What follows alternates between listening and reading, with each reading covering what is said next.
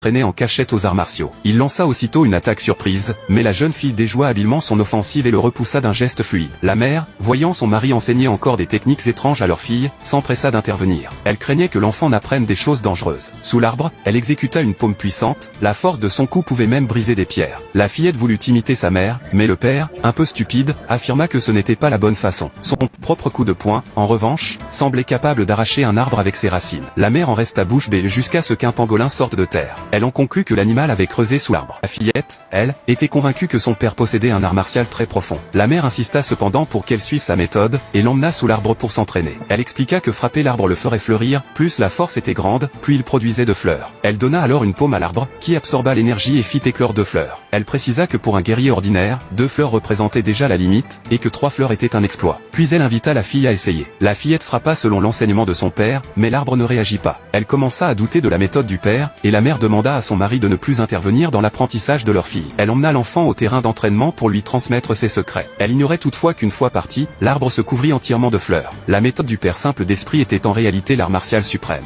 Autrefois, il était même le chef du village, le plus puissant de tous. Mais sa fiancée, jalouse de ses capacités, profita d'un moment d'inattention pour lui voler son énergie vitale. L'homme perdit instantanément la raison, tandis qu'elle devint bien plus forte. Dégoûtés, ils l'abandonnèrent dans la nature. Le malheureux rencontra alors un immortel, qui vit que le pouvoir suprême demeurait encore en lui, mais qu'il lui faudrait 6 ans pour retrouver l'esprit clair. Dès lors, il ira comme un fou, vivant comme un mendiant. La mère, poursuivie par des ennemis, arriva un jour à l'endroit où il survivait. Les ennemis ne virent qu'un fou et partirent. L'homme cacha la jeune femme dans un tas d'herbes pour la sauver.